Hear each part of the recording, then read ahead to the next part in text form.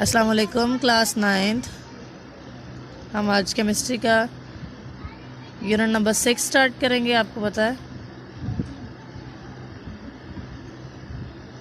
Unit number 6 हमारा चल रहा है सॉल्यूशन, और उसका हम जो टॉपिक पढ़ रहे थे वो है सॉल्युबिलिटी।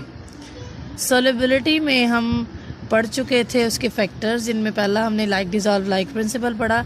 आज हमने सेकंड पढ़ना है सॉल्यूट सॉल्वेंट इंटरेक्शन। बेसिकली हम इसकी एक्सप्लेनेशन करेंगे आज।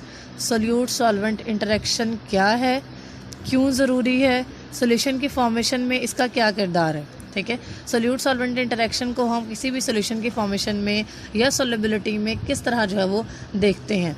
सॉल्यूट सॉल्वेंट इंटरेक्शन बेसिकली एक किस्म की अट्रैक्टिव फोर्सेस होती हैं। वो अट्रैक्टिव फोर्सेस जो सॉल्यूट और सॉल्वेंट के पार्टिकल्स के दरमियान डेवलप होती हैं जब भी हम किसी सॉल्यूट को सॉल्वेंट के अंदर डिज़ोल्व करते हैं। ठीक है, जब भी किसी सॉल्यूशन की फॉर्मेशन होगी, किसी भी सॉल्यूशन की फॉर्मेशन के लिए 3 इवेंट्स का होना जो होता है वो ज़रूरी होता है। नंबर 1, सॉल्यूट पार्टिकल्स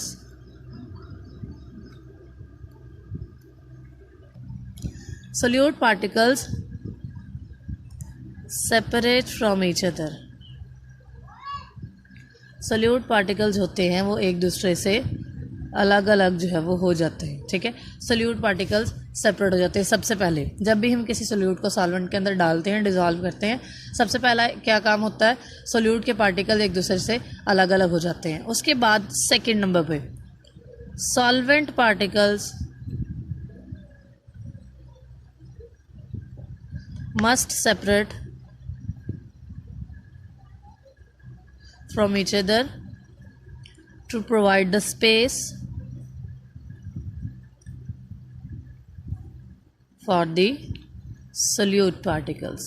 सॉल्वेंट के पार्टिकल्स भी सेपरेट हो जाते हैं ताकि वो सोल्यूट के पार्टिकल्स को स्पेस दे सकें, अपने अंदर डिज़ोल्व कर सकें। बेसिकली डिज़ोल्यूशन के लिए वो सोल्यूट के पार्टिकल्स अपने अंदर डिज़ोल्व करने के लिए सॉल्वेंट के पार्टिकल्स सेपरेट हो जाते हैं। उसके बाद number 3, solute and solvent.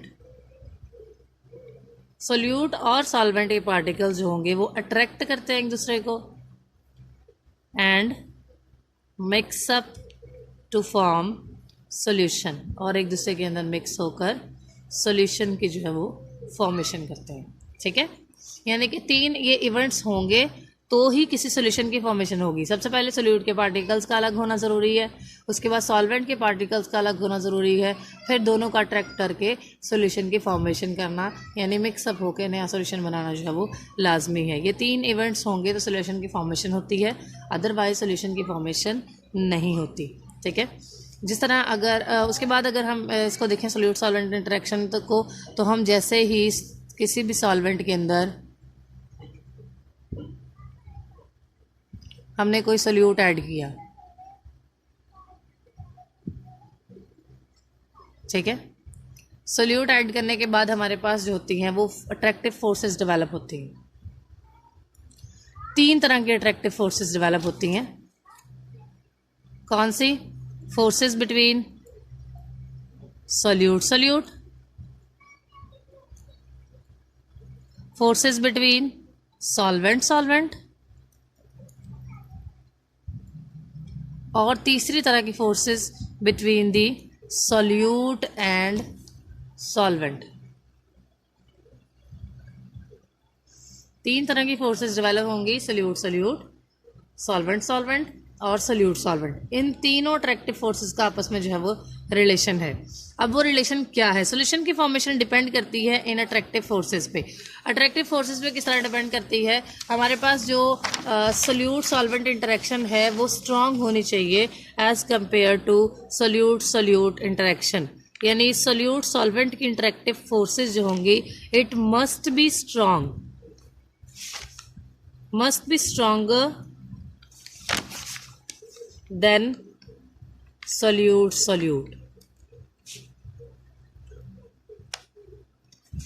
Solute solvent की इंटरेक्शन जो होती है वो सोल्यूट की इंटरेक्शन से स्ट्रांग होनी चाहिए। स्ट्रांग इसलिए होनी चाहिए क्योंकि अगर सोल्यूट सॉल्वेंट की इंटरेक्शन स्ट्रांग होगी तभी वो सोल्यूट और सोल्यूट की इंटरेक्शन को तोड़ पाएगी। ठीक है। यानी कि सबसे पहले हमने क्या पढ़ा था इवेंट कि solute particles must separate from each other. जाहिर सी बात है कि अगर हमारे पास सोल्यूट सॉल्वेंट इंटरेक्शन स्ट्रांग होंगी तभी वो सोल्यूट और सोल्यूट को अलग कर पाएंगी।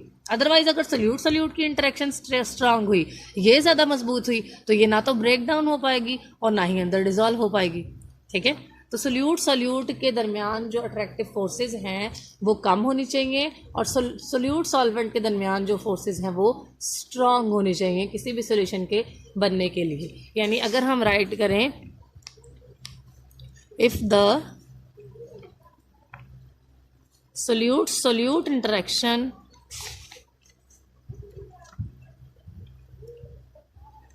Is strong,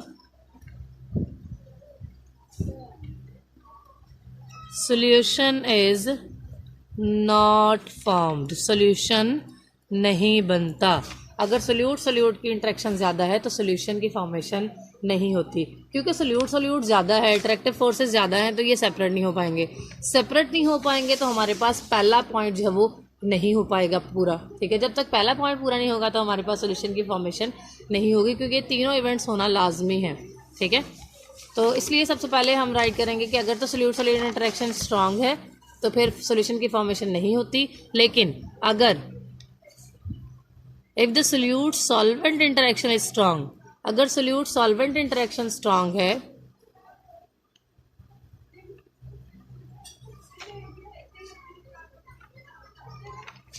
stronger than solute,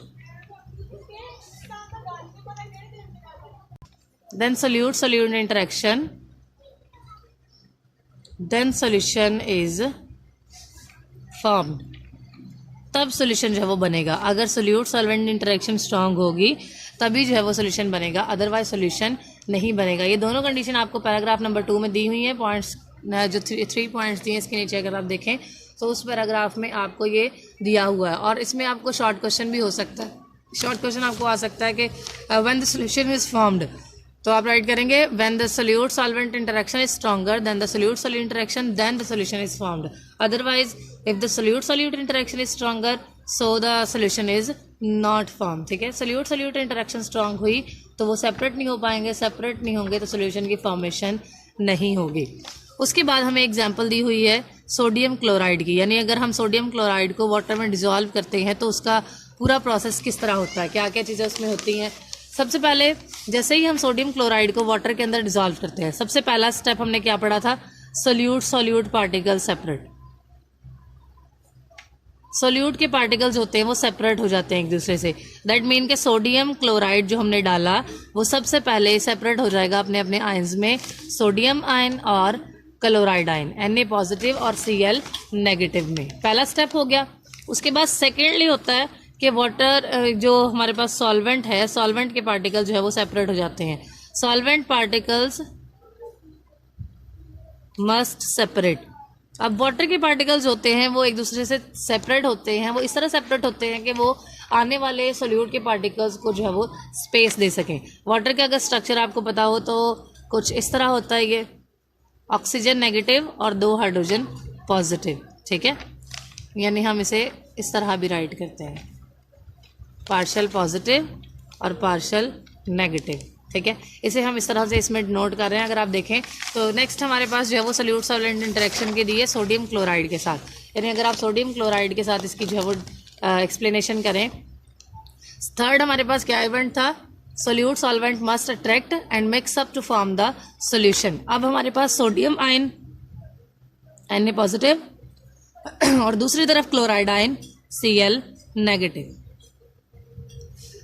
Na positive है तो चूंकि पॉजिटिव किसको अट्रैक्ट करेंगे, नेगेटिव को, क्योंकि ऑपोजिट चार्जेस हमेशा जो है वो अट्रैक्ट करते हैं।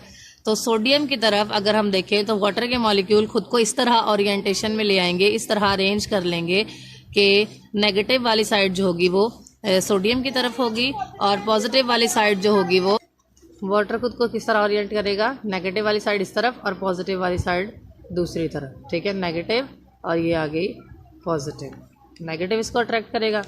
इसी तरह हर तरफ से वाटर खुद को इस तरह अरेंज कर लेगा कि नेगेटिव वाला जो होगा वो पॉजिटिव की तरफ आ जाएगा और पॉजिटिव वाले जो होंगे वो दूसरी साइड पे हो जाएंगे, या इस तरह हम इसे जो है वो राइट कर सकते हैं, ठीक है, नेगेटिव और यहाँ पर दूसरी तरफ पॉजिटिव।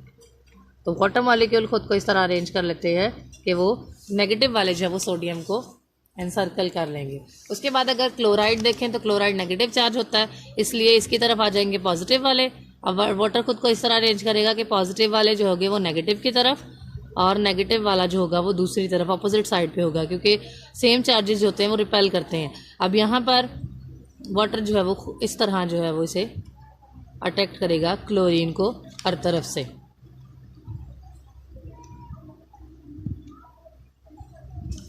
ठीक है, तो इस तरह अट्रैक्टिव फोर्सेस जो होती हैं वो डेवलप होती हैं। अट्रैक्टिव फोर्सेस डेवलप होने के बाद फिर वाटर मॉलिक्यूल जो होंगे वो सोल्यूट को अपने अंदर डिज़ोल्व कर लेते हैं। अब इस तरह ये हमारे पास सोडियम और क्लोराइड आयन जो है वो सेपरेट हो जाते हैं, एक दूसरे से अलग हो जाते हैं और सोल्यूशन के अंदर डिज़ोल्व हो जाते हैं। इस तरीके से जो है वो हमारे पास सोल्यूशन की फॉर्मेशन होती है। ठीक है, जो सोल्यूशन बनता है तो वो इस तरीके से बनता है, जैसे में हम सबसे पहले जो सोल्यूट ऐड करेंगे वो सेपरेट होगा। सोडियम, जैसे सोडियम क्लोराइड है वो सबसे पहले सेपरेट हो जाएगा सोडियम आयन और क्लोराइड आयन में। ठीक है, उसके बाद सोडियम आयन और क्लोराइड आयन में कन्वर्ट होने के बाद ये जो है वो सोडियम और क्लोराइड आयन में वाटर मॉलिक्यूल इनको अरेंज करेंगे अपोजिट साइड से। सोडियम पॉजिटिव चार्ज है तो वाटर का नेगेटिव चार्ज, और क्लोरीन नेगेटिव चार्ज है तो वाटर की पॉजिटिव साइड इसकी तरफ जो है वो अट्रैक्ट करेगी और इस तरह इन्हें हर तरफ से सराउंड कर लेगी। ठीक है, सराउंडिंग के बाद ये जो है वो इसे अट्रैक्ट करेंगे और इसे डिज़ोल्व कर लेंगे वाटर के अंदर। ठीक है, तो ये सोल्यूट सॉल्वेंट इंटरेक्शन है बेसिकली, जो किसी भी सोल्यूशन की फॉर्मेशन के लिए ज़रूरी है। एक बार रिव्यू कर लें, अगर सोल्यूट सॉल्वेंट इंटरेक्शन जो है वो एक तरह की अट्रैक्टिव फोर्सेज होती हैं जो डेवलप होती हैं किसी भी सोल्यूट को जब हम सॉल्वेंट के अंदर ऐड करते हैं। ठीक है, सबसे पहले हम सोल्यूट सॉल्वेंट इंटरेक्शन की बात करें तो ये एक तरह की अट्रैक्टिव फोर्सेज होती हैं जो डेवलप होती हैं जब हम सोल्यूट को सॉल्वेंट के अंदर डिज़ोल्व करते हैं। किसी भी सोल्यूशन के बनने के लिए 3 इवेंट होना ज़रूरी है। सबसे पहले सोल्यूट के पार्टिकल का सेपरेट होना, फिर सॉल्वेंट के पार्टिकल का इस तरह सेपरेट होना कि वो सोल्यूट को स्पेस दे सके।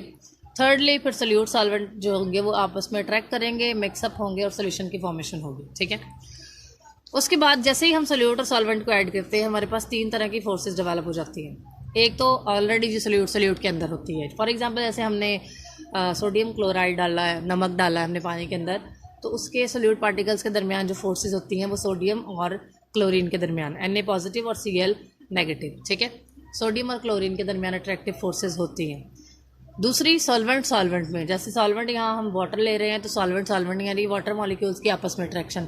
और तीसरी अट्रैक्शन होती है सोल्यूट और सॉल्वेंट की, यानी जो नमक डाला है उसके पार्टिकल और जो वाटर है हमारे पास, उन दोनों में आपस में कैसी इंटरेक्शन है, कैसी बॉन्डिंग है, किसी जो है वो अट्रैक्टिव फोर्सेज है। तो बेसिकली ये 3 तरह की फोर्सेज डेवलप होती हैं जो डिपेंड करता है सोल्यूशन की फॉर्मेशन पे। यानी कि अगर आपके पास सोल्यूट सॉल्वेंट की फोर्सेज जो होंगी वो स्ट्रांग होनी चाहिए एज़ कम्पेयर टू सोल्यूट। अगर आपके पास सोल्यूट सॉल्वेंट की इंटरेक्शन स्ट्रांग होंगी तो सोल्यूशन बनेगा, अगर सोल्यूट की होंगी तो सोल्यूशन नहीं बनेगा। ठीक है, क्योंकि सोल्यूट की अगर अट्रैक्टिव फोर्सेज स्ट्रांग हुई तो उनको सेपरेट करना मुश्किल होगा, तो वो डिज़ोल्व नहीं हो पाएंगे। Is it clear? ठीक है, आगे आपको एग्जांपल एक दी हुई है सोडियम क्लोराइड की डिसोल्यूशन की, कि सोडियम क्लोराइड डिज़ोल्व किस तरह होता है। चूँकि सॉलिड स्टेट में होता है, जैसे ही हम इसे पानी के अंदर डालते हैं, डिज़ोल्व करते हैं, सबसे पहले इसके आयन सेपरेट हो जाते हैं, सोडियम आयन और क्लोराइड आयन। ठीक है, वाटर का आपको पता है कि H2O वाटर खुद को इस तरह ओरिएंटेड होता है, ये पार्शल नेगेटिव और हाइड्रोजन पार्शल पॉजिटिव। ठीक है, अगर हम इसको देखें, जैसे ही हम सोडियम क्लोराइड को जो है वो ऐड करते हैं, सोडियम क्लोराइड के एडिशन के बाद सोडियम आयन अलग हो जाते हैं और क्लोराइड आयन अलग हो जाते हैं। सोडियम आयन क्लोराइड आयन को अलग होने के बाद सोडियम पॉजिटिव चार्ज होता है, इसलिए वाटर के नेगेटिव टर्मिनल्स इसकी तरफ आ जाते हैं और इसे अट्रैक्ट करते हैं। अगर आप देखें तो यहाँ पर मैंने नेगेटिव वाली साइड सोडियम की तरफ लगाई है। ठीक है, और अगर क्लोरीन में आ जाए तो क्लोरीन पे चूँकि नेगेटिव चार्ज है तो सारे पॉजिटिव वाली साइड जो होंगी वो वाटर की क्लोराइड की तरफ आ जाएगी, क्लोरीन की तरफ आ जाएंगी। ठीक है, इस तरह जब वो इंटरेक्ट करेंगी तो चूँकि सोल्यूट सॉल्वेंट जो होंगे वो सोल्यूट के पार्टिकल सेपरेट हो गए, सोल्यूट सॉल्वेंट इंटरेक्शन स्ट्रांग होती है, तो इस तरह से जो होता है वो सोडियम क्लोराइड डिज़ोल्व हो जाता है वाटर के अंदर। Sodium chloride dissolves in water. ठीक है जी, तो ये था हमारे पास सोल्यूट सॉल्वेंट इंटरेक्शन जो ज़रूरी होती है सोल्यूशन की फॉर्मेशन के लिए। ठीक है, आज के लिए हम इतना ही पढ़ेंगे, इंशाल्लाह हम नेक्स्ट जो है वो अगला टॉपिक डिस्कस करेंगे। Thank you so much.